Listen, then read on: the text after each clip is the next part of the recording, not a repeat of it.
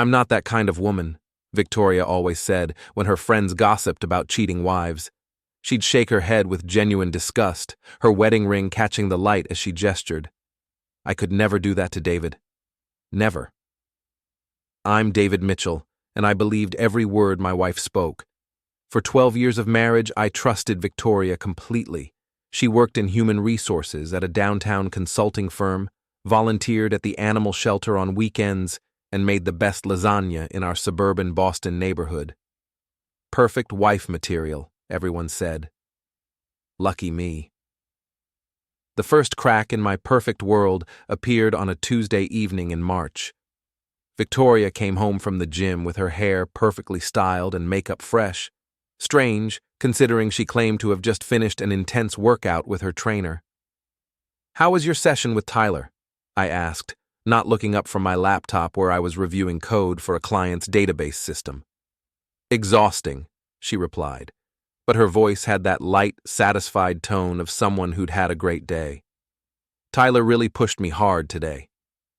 I glanced at her gym bag. The towel on top was bone dry. "Must have been quite a workout," I said. Victoria disappeared upstairs for a shower that lasted 45 minutes. When she came down, she was humming. The second crack appeared the following Thursday. Victoria announced she needed additional dental work. "Dr. Cole says I have several cavities that need immediate attention," she explained over breakfast. "I'll need to go in twice a week for the next month." This struck me as odd, since Victoria had always maintained excellent dental hygiene. She flossed religiously and hadn't had a cavity in years. But Dr. David Cole was a respected dentist in our community, married with 2 kids, active in the church. If he said she needed work, who was I to question professional medical advice? The Thursday appointments stretched into Friday consultations, then Saturday emergency visits. By April, Victoria was seeing Dr. Cole 3 times per week. "That's a lot of dental work," I mentioned one evening. "Complex procedures," she replied without meeting my eyes. "Dr. Cole is very thorough." The third crack was professional. Victoria's company had landed a major new client, Stephen Walsh, who owned a chain of fitness centers. This required extensive evening meetings and weekend consultations. "Stephen is very demanding," Victoria explained as she prepared for another late dinner meeting. "He expects complete dedication from his service providers." She dressed carefully for these business dinners, selecting outfits that seemed more appropriate for dates than professional meetings. When I commented on her appearance, she laughed it off. "Stephen appreciates attention to detail in all aspects of business presentation," she said. "Image matters in his industry." The fourth crack was digital. Victoria, who had never shown much interest in social media, suddenly became obsessed with Instagram. She spent hours scrolling, liking posts, and messaging with new followers. "It's important for professional networking," she claimed when I asked about her increased screen time. One evening, I noticed her phone buzzing constantly with notifications from someone named Derek.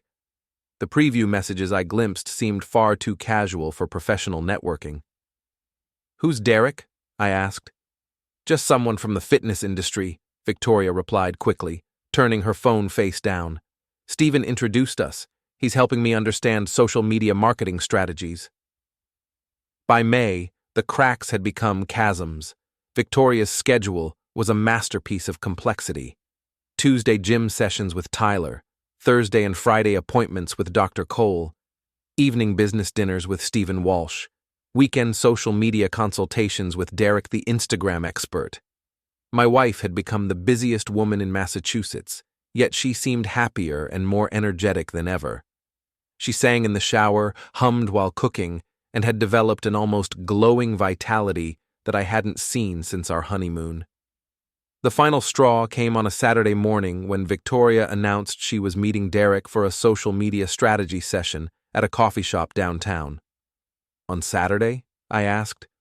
"That seems like odd timing for business." "The fitness industry operates on different schedules," she replied, already heading for the door. "Derek says weekends are optimal for content creation and audience engagement analysis." After she left, I sat in our kitchen, staring at the coffee mug she'd abandoned on the counter. It bore the logo of a dental practice, but not Dr. Cole's office. This mug advertised a clinic in the next town over, a place Victoria had no reason to visit. I picked up my phone and dialed a number I'd found online the previous week, but hadn't had the courage to call. "Mitchell Investigations," answered a crisp female voice. "I need to hire a private investigator," I said. "What type of case, sir?"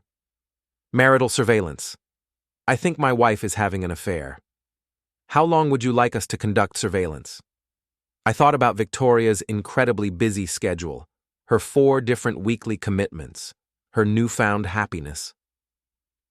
"I think you're going to need more time than usual," I said.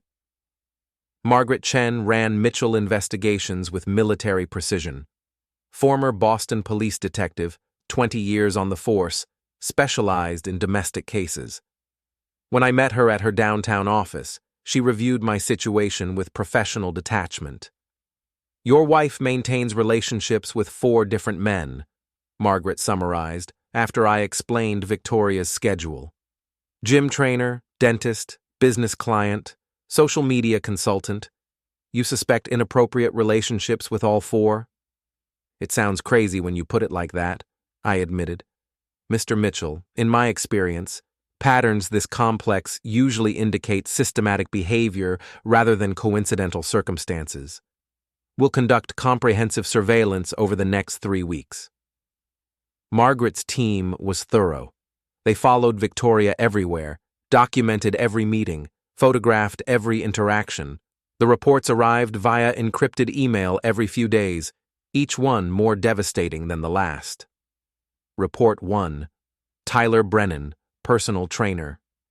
Subject meets with Tyler Brennan every Tuesday at Fitness Plus Gym from 2 to 3:30 p.m. However, surveillance indicates subject spends less than 15 minutes in the main gym area. Majority of time is spent in Brennan's private office, which has frosted windows and a locked door.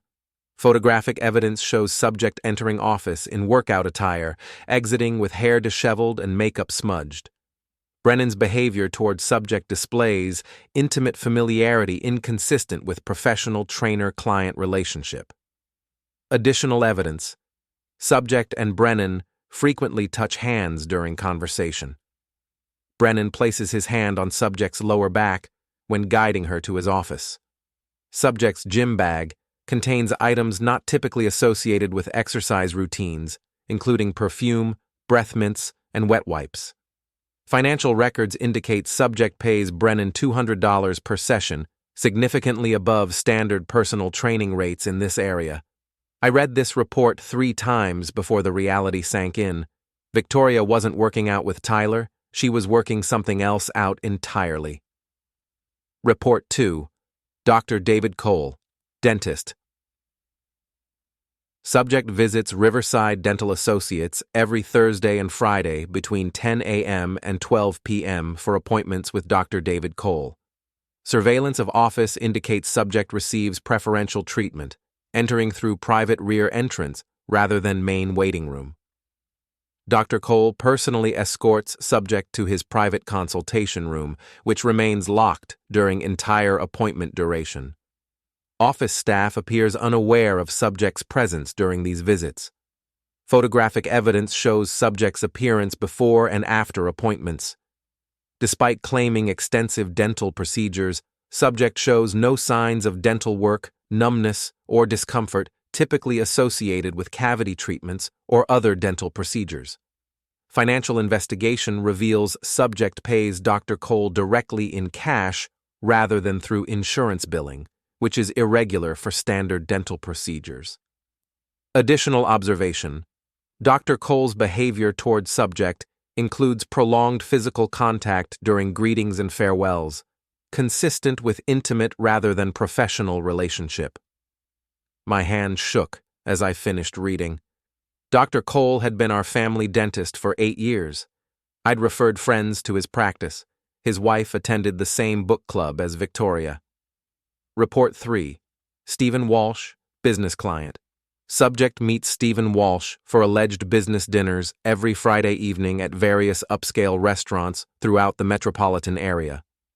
However, surveillance indicates these meetings extend well beyond dinner service.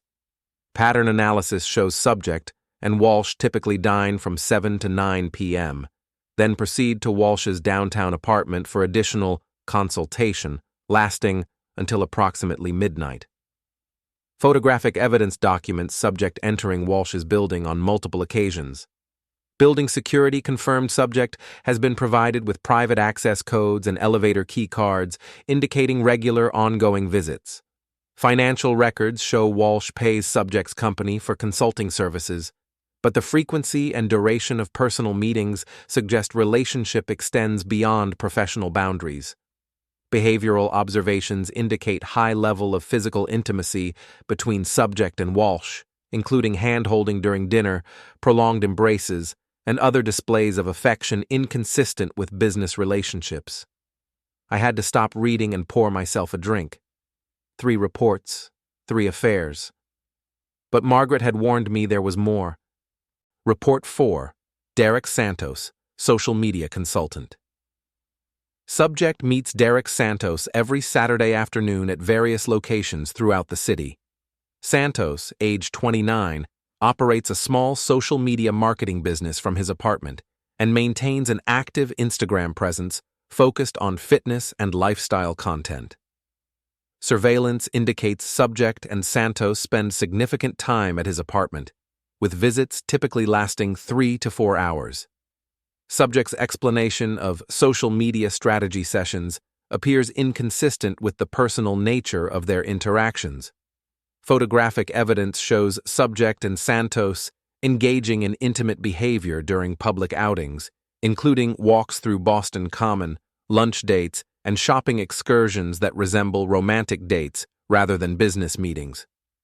Financial investigation reveals Subject pays Santos $150 per session for social media consulting, despite Subject's company having no apparent need for such services and Subject's personal social media presence remaining minimal. Additional evidence: Subject has been observed purchasing gifts for Santos, including clothing and accessories. Santos has posted several photos on his Instagram account, featuring items that appear to match purchases made by Subject. I sat in my home office, staring at 4 comprehensive reports detailing my wife's systematic infidelity. Victoria wasn't having an affair. She was conducting a small business in affairs, managing 4 separate relationships with the organizational skills she brought to her human resources career. Tuesday, Tyler the trainer. Thursday and Friday, Dr. Cole the dentist. Friday evening, Stephen Walsh the business client. Saturday, Derek Santos the Instagram consultant. She had scheduled her betrayals like appointments, managing her time efficiently to accommodate 4 different men while maintaining the facade of a devoted wife. My phone rang. Margaret Chen's number appeared on the screen. "Mr. Mitchell, I've completed the preliminary investigation. Do you want us to continue surveillance, or do you have sufficient evidence for your purposes?"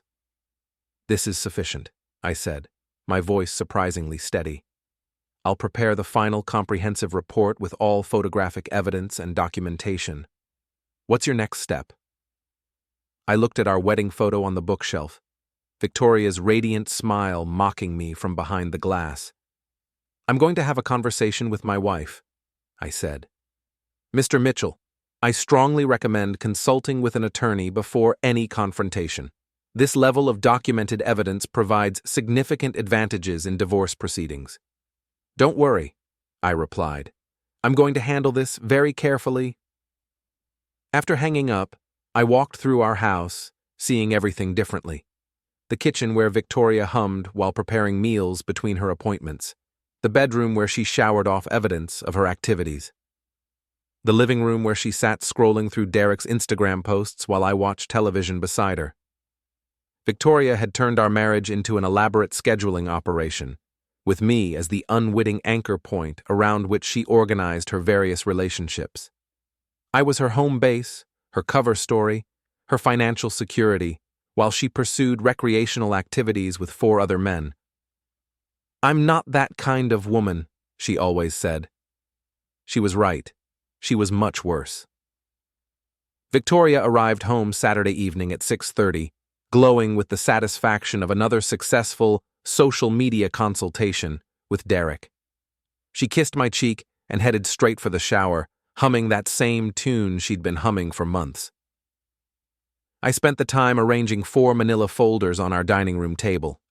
Each folder was labeled with a name and contained a complete report with photographs, financial records, and timeline documentation. Tyler Brennan, Dr. David Cole, Stephen Walsh, Derek Santos. When Victoria came downstairs in her bathrobe, hair wrapped in a towel, she stopped short at the sight of the folders. "What's all this?" she asked, her voice carefully casual. "Have a seat," I said, gesturing to the chair across from me. "We need to discuss your schedule." Victoria remained standing, her eyes scanning the labeled folders. I watched her face as recognition dawned. The confident smile faded, replaced by the calculating expression I now realized I'd seen many times when she was planning her weekly activities. "David, I can explain—" "Please sit down," I interrupted. "This is going to take a while." She sat slowly, her hands folded in her lap like a student called to the principal's office. I opened the first folder. "Tyler Brennan," I began. "Personal trainer at Fitness Plus Gym. You've been meeting with him every Tuesday for the past 8 months. According to the surveillance report, you spend approximately 90 minutes in his private office during each visit. The report includes photographs of you entering and leaving his office, financial records showing you pay him $200 per session, and documented evidence that these sessions involve activities unrelated to physical fitness." Victoria's face went pale, but she remained silent. I opened the second folder. "Dr. David Cole, you've been visiting him twice weekly since March, claiming extensive dental work. The investigation shows you enter through his private rear entrance, spend 2 hours in his locked consultation room, and pay him directly in cash rather than through insurance. The report includes photographs and documentation proving you've received no actual dental treatment during these visits. David, please—" I opened the third folder. "Stephen Walsh, your business client who requires extensive evening consultations. Surveillance shows these business dinners consistently end at his downtown apartment, where you spend several hours each Friday night. You have your own access codes to his building. The report documents the personal nature of your relationship and includes photographic evidence of intimate behavior inconsistent with professional consulting." Victoria started to speak, but I opened the fourth folder. "Derek Santos, 29 years old, social media consultant. You meet him every Saturday for what you describe as strategy sessions. The investigation reveals you spend 3 to 4 hours at his apartment, purchase gifts for him regularly, and engage in behavior consistent with a romantic relationship rather than business consulting." I closed the folders and looked directly at my wife. 4 men, 4 different days of the week, 2 years of systematic scheduling. You've been managing multiple relationships with the same organizational skills you use at work. Victoria's composure finally cracked. Tears began streaming down her face, but I felt no sympathy. These weren't tears of remorse. They were tears of someone whose carefully constructed system had been exposed. "It's not what you think," she whispered. "It's exactly what I think," I replied. "You've been conducting 4 separate affairs while maintaining the pretense of being a devoted wife. You've lied to me every single day for 2 years. I never meant for this to happen. You absolutely meant for this to happen. This level of organization doesn't occur accidentally. You scheduled these relationships like business appointments. You managed your time to accommodate 4 different men while keeping me completely unaware."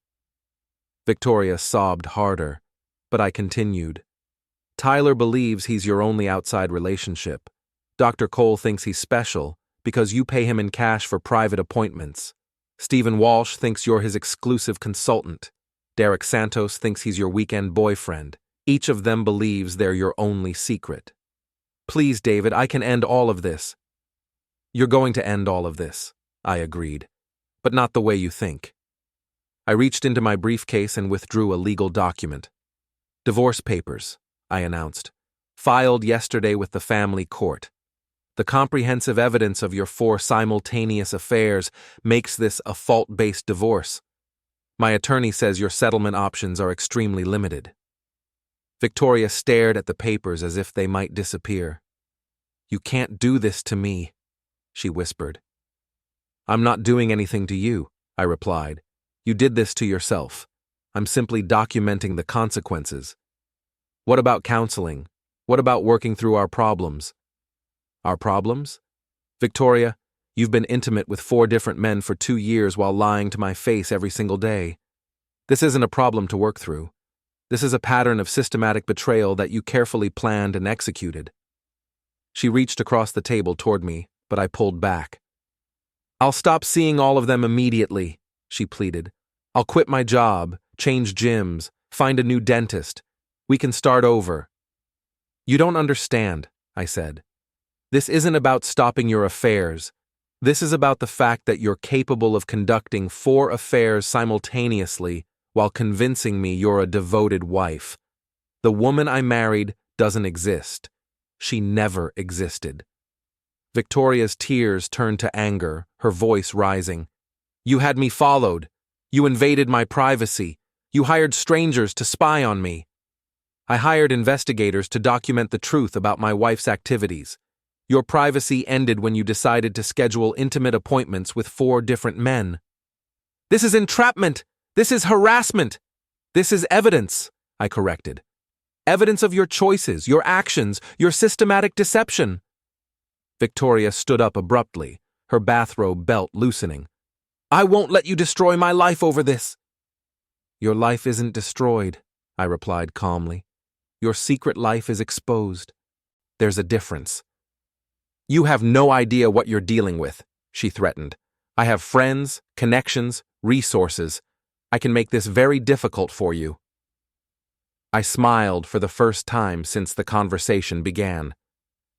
Victoria, you've been juggling 4 relationships for 2 years while maintaining a full-time job and a marriage. I'm actually impressed by your time management skills. But those same friends and connections you're threatening me with, they're about to learn some very interesting information about your organizational abilities. Her face went white. What do you mean? I mean, your human resources colleagues are going to be fascinated by your relationship with Stephen Walsh, especially since he's a client of your company. Your gym friends will be curious about your special arrangement with Tyler. Dr. Cole's wife attends your book club, doesn't she? And Derek's Instagram followers might enjoy some behind-the-scenes content about his consulting methods. You wouldn't dare. I wouldn't have to, I interrupted. Divorce proceedings are public record. When this case goes to court, all the evidence becomes part of the official documentation. Local newspapers love stories about respected community members and their interesting personal lives. Victoria sank back into her chair, finally understanding the full scope of her situation. What do you want from me? She asked quietly. I want you to sign the divorce papers without contest. I want you to move out of this house within 30 days. And I want you to explain to Tyler, Dr. Cole, Stephen, and Derek that their services are no longer required. And if I do all that, then the evidence stays sealed in the court records instead of becoming public entertainment. Victoria stared at the divorce papers for several minutes. When she finally looked up, her expression had changed completely. The tears were gone, replaced by cold calculation.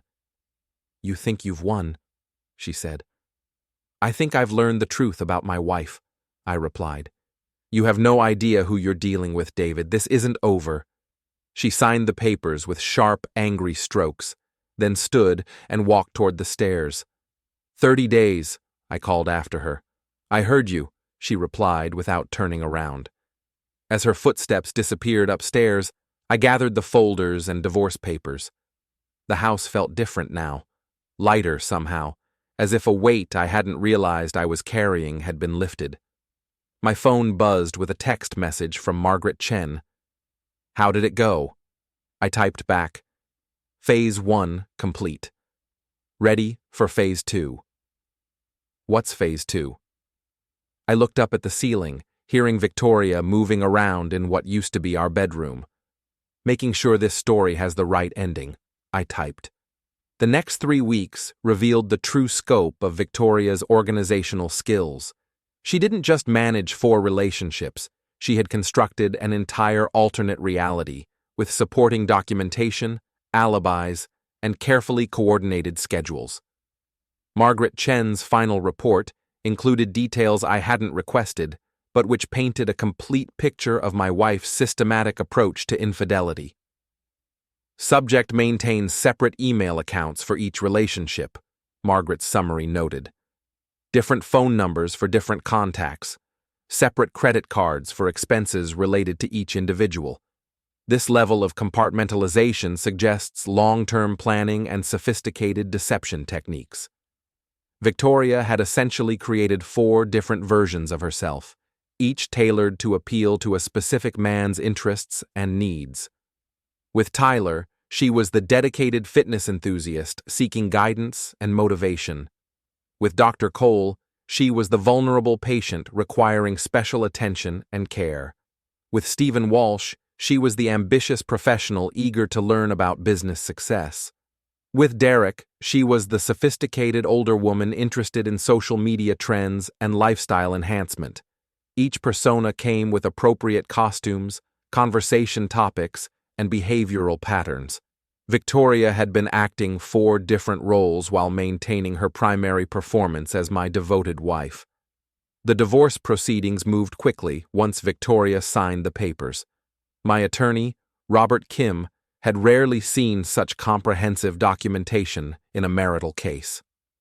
Your wife's organizational skills worked against her, he explained during one of our meetings. Most affairs are emotional, impulsive, difficult to prove. But she created a paper trail that reads like a business plan. Financial records, scheduling patterns, documented evidence of systematic deception over extended time periods. This makes the legal aspects straightforward.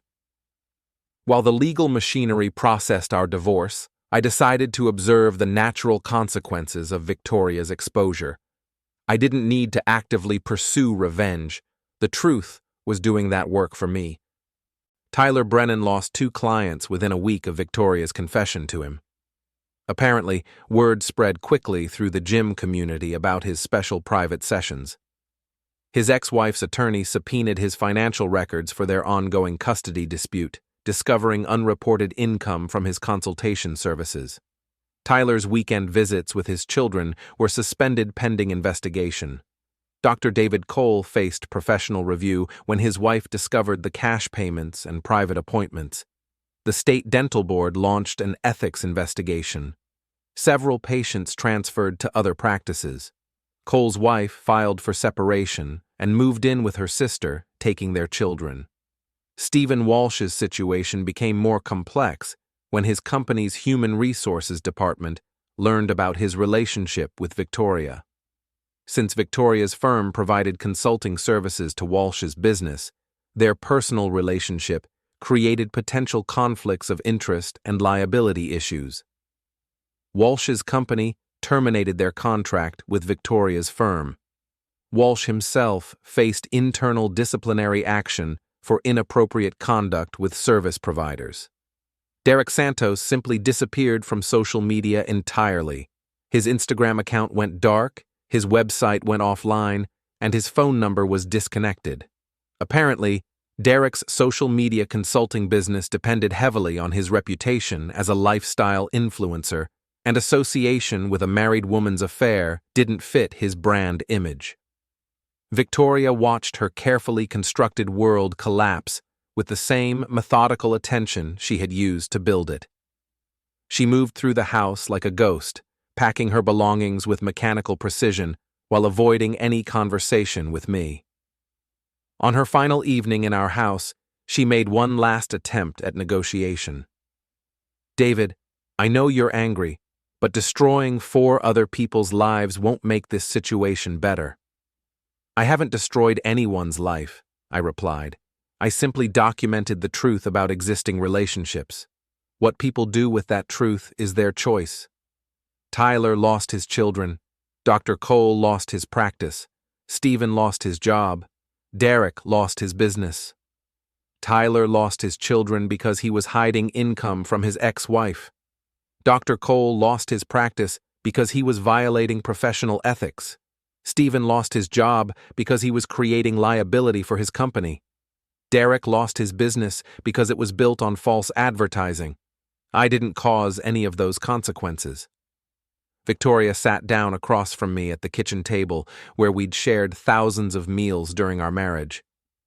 "I never meant for anyone to get hurt," she said quietly. "You meant for me to get hurt," I replied. "Every single day for 2 years, you made a conscious choice to lie to me, betray me, and expose me to potential health risks from your multiple relationships. The fact that you're concerned about Tyler, Dr. Cole, Stephen, and Derek, but never once apologized to me, tells me everything I need to know about your priorities." "I'm sorry," she whispered. "No, you're not. You're sorry you got caught. You're sorry your system collapsed. You're sorry there are consequences. But you're not sorry you did it, because given the opportunity, you'd do it again, just more carefully." Victoria didn't deny this assessment. "What happens now?" she asked. "Now you move out, we finalize the divorce, and you figure out how to rebuild your life without me as your safety net. Where am I supposed to go? What am I supposed to do?" "Victoria, you managed 4 complex relationships simultaneously while maintaining a full-time career and a marriage. You have exceptional organizational and time management skills. I'm confident you'll figure something out." She laughed bitterly. "You really hate me now, don't you?" "I don't hate you," I said honestly. "I don't know you. The woman I married, the woman I loved, the woman I trusted, she never existed. You created her as a character to play, just like you created characters for Tyler, Dr. Cole, Stephen, and Derek. I can't hate someone who never existed." Victoria stared at me for a long moment. "The woman you married did exist," she said finally. "She just wasn't the only woman I was." "That's the problem," I replied. "Marriage is supposed to be about choosing to be one person with one other person. You chose to be 4 different people with 4 different men, while pretending to be a 5th person with me. That's not marriage, that's performance art." The next morning, Victoria loaded her belongings into a rental truck and drove away. She left no forwarding address, no contact information, no indication of her plans. She simply vanished from my life as efficiently as she had managed everything else. I stood in our empty bedroom, looking at the indentations in the carpet where her dresser had stood, and realized I felt relief rather than sadness. The woman I had mourned was a fiction. The woman who had just left was a stranger who happened to share my last name for 12 years. My phone rang. Margaret Chen's number. "Mr. Mitchell, I wanted to follow up on your case. Are you satisfied with the outcome?" "Very satisfied," I replied. "Your investigation was thorough and professional. I have to say, in 20 years of domestic investigations, I've never seen anything quite like your wife's situation.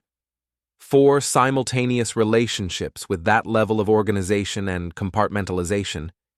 It's almost impressive from a purely logistical standpoint." "Almost," I agreed. "What's your next step?" I walked through the house, noting how much larger and brighter it seemed without Victoria's presence. "I'm going to figure out who I am when I'm not married to a fiction," I said. "That sounds like a good plan," Margaret replied. "Take care of yourself, Mr. Mitchell." After hanging up, I sat in my kitchen with a cup of coffee, planning my own next chapter. For the first time in 2 years, I knew exactly where my wife was and what she was doing. She was gone, and she was someone else's problem now. 6 months after Victoria moved out, I thought the story was over. The divorce was finalized, the house was mine, and I had settled into a comfortable routine of work, exercise, and rediscovering hobbies I'd abandoned during my marriage. I was learning to cook for one, reading books Victoria had always criticized, and generally enjoying the peace of a life without systematic deception. Then Margaret Chen called with unexpected news. "Mr. Mitchell, I have some information you might find interesting about your ex-wife's current situation." "I'm not sure I want to know," I replied honestly. "That chapter of my life is closed." "This might reopen it," Margaret said. "Victoria has contacted Tyler Brennan, Dr. Cole, and Stephen Walsh. She's attempting to resume relationships with all three men." I set down my coffee cup. "What do you mean, resume relationships?" "According to my sources, she's told each of them that you forced her to end their relationships through threats and blackmail. She's claiming she's now free to pursue authentic connections with them. Her authentic connections involved lying to all of them about the others," I pointed out. "That's the interesting part," Margaret continued. "She's not telling them about each other. Tyler thinks he's her only relationship. Dr. Cole thinks he's her only relationship. Stephen Walsh thinks he's her only relationship. She's attempting to restart her rotation system." I walked to my window, looking out at the neighborhood where Victoria and I had lived as a supposedly happy couple. "How do you know all this?" "Tyler Brennan's ex-wife hired me to investigate his activities for their custody case. During surveillance of Tyler, I observed Victoria visiting his new apartment. Further investigation revealed she's also been in contact with Dr. Cole and Stephen Walsh." "What about Derek Santos?" "Derek seems to be the only one who's completely cut ties with her. His social media presence is still dark, and he's moved to a different state." I thought about this information for several minutes. "Margaret, what would it cost to document Victoria's current activities?" "Why would you want to do that? Your divorce is final. Your settlement is complete." "Because three men are about to be deceived the same way I was deceived. They deserve to know what they're getting involved with." "Mr. Mitchell, I have to advise you that pursuing your ex-wife at this point could be seen as harassment." "I'm not pursuing my ex-wife," I corrected. "I'm considering whether to warn three men that they're about to become victims of the same systematic deception that I experienced." Margaret was quiet for a moment.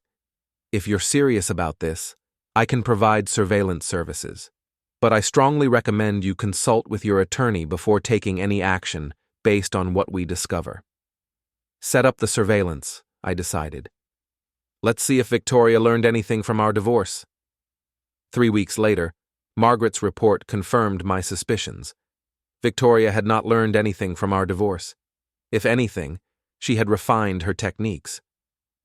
"Subject has successfully resumed intimate relationships with Tyler Brennan, Dr. David Cole, and Stephen Walsh," Margaret's report stated. "She maintains the same scheduling pattern as before: Tyler on Tuesdays, Dr. Cole on Thursdays, Stephen Walsh on Friday evenings. Each subject believes he is her exclusive romantic partner. Subject has also developed more sophisticated deception methods.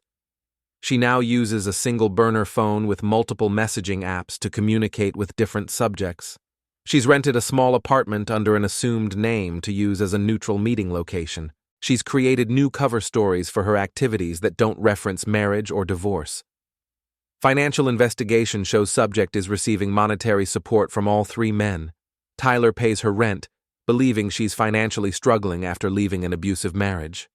Dr. Cole provides her with cash for living expenses, believing she's rebuilding her life after escaping domestic violence. Stephen Walsh has hired her as a private consultant for his new business venture." I read this report with a mixture of admiration and disgust. Victoria had learned from her mistakes, but only to become more efficient at making the same mistakes. She hadn't learned to be honest. She'd learned to be a better liar. The most disturbing detail was her new cover story. Victoria was telling each man that I had been abusive, controlling, and financially manipulative. She claimed our divorce was her escape from a dangerous situation, and she needed their protection and support to rebuild her life. This crossed a line for me. Deceiving three men was Victoria's choice, and they were adults capable of making their own decisions. But slandering my character to justify her deception was unacceptable. I called my attorney. "Robert, I need advice about a defamation situation." What kind of defamation? I explained Victoria's new cover story and the evidence of her systematic deception of 3 men. David, I understand your frustration, but pursuing legal action against your ex-wife for statements made to her romantic partners could be difficult to prove and expensive to prosecute. I'm not interested in legal action against Victoria, I said. I'm interested in legal protection for myself while I provide information to 3 men who are being systematically deceived. What kind of information? The same information I had during our divorce. Documentation of Victoria's pattern of simultaneous relationships, evidence of her deception techniques, proof that her claims about our marriage are false. Robert was quiet for a moment. You want to expose your ex-wife's current affairs to her current partners? I want to provide factual information to 3 men who are being lied to about the nature of their relationships. David, that's a very fine line between public service and personal revenge. Then help me stay on the right side of that line. Robert agreed to review Margaret's surveillance reports and provide guidance on how to share information without creating legal liability for myself. A week later, I had my strategy. I would contact Tyler, Dr. Cole, and Stephen Walsh individually. I would provide each of them with documented evidence of Victoria's current activities. I would let them make their own decisions about how to respond to this information. I started with Tyler Brennan. I called his gym and asked to speak with him privately about a personal matter. When he agreed to meet me at a coffee shop near his workplace, I brought a folder containing Margaret's surveillance reports. Tyler, I'm David Mitchell, Victoria's ex-husband. Tyler's expression immediately became hostile. I don't want to talk to you. Victoria told me about the way you treated her. I'm sure she did, I replied calmly. That's why I wanted to meet with you. I opened the folder and placed several photographs on the table between us. These photographs were taken last week. This one shows Victoria entering Dr. David Cole's office on Thursday morning. This one shows her leaving Stephen Walsh's apartment on Friday evening. This one shows her having lunch with Stephen Walsh on Saturday afternoon. Tyler stared at the photographs. I don't understand what you're trying to prove. I'm trying to prove that Victoria is currently maintaining intimate relationships with you, Dr. Cole, and Stephen Walsh simultaneously, while telling each of you that you're her only romantic partner. I placed additional documentation on the table. Financial records showing she receives money from all 3 of you. Scheduling analysis showing she maintains the same rotation pattern she used during our marriage. Phone records showing she communicates with all 3 of you using different messaging applications. Tyler picked up the photographs, studying them carefully. This is fake, he said finally. You're trying to sabotage Victoria's happiness because you're bitter about the divorce. Tyler, I'm going to give you my attorney's contact information. You can have these documents independently verified. You can hire your own investigator to confirm this information. You can do whatever you need to do to satisfy yourself about the truth. I placed Robert Kim's business card on the table. Why are you doing this? Tyler asked. Because Victoria is telling you, Dr. Cole, and Stephen Walsh that I was abusive and controlling during our marriage.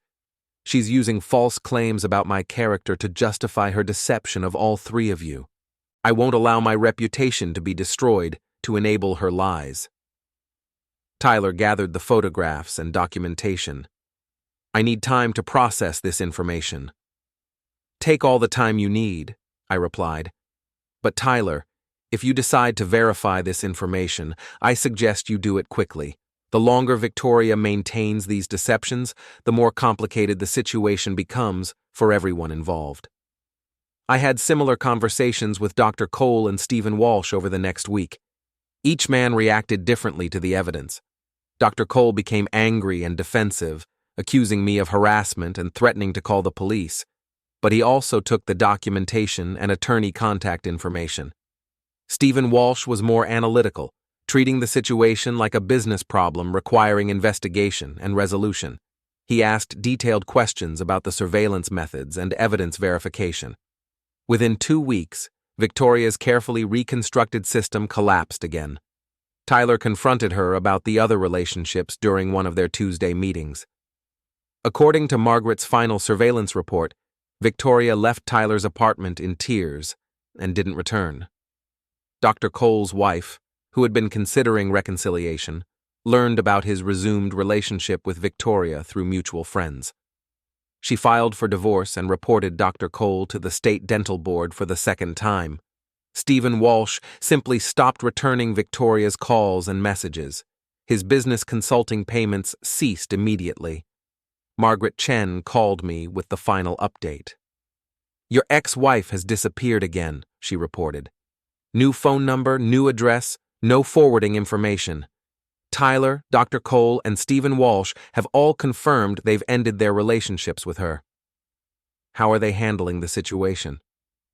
"Tyler is focusing on his custody case and staying away from complicated relationships. Dr. Cole is dealing with his second divorce and potential loss of his dental license. Stephen Walsh seems to view the entire experience as an expensive lesson in due diligence." "And Victoria? Gone? Completely off the radar." I hung up the phone and walked through my house, noting how settled and comfortable it had become. The walls were painted colors I liked, the furniture was arranged for my convenience, and every room reflected my actual preferences rather than compromises with someone else's secret agenda. Victoria was someone else's problem now, assuming she found someone else willing to become involved with her. But that someone would be making an informed choice, unlike Tyler, Dr. Cole, Stephen Walsh, and myself. I had learned something important from this experience. The truth has its own momentum. Once revealed, it tends to keep revealing itself until all the lies are exposed and all the deceptions collapse. Victoria could reinvent herself as many times as she wanted, but she couldn't escape the pattern of her choices.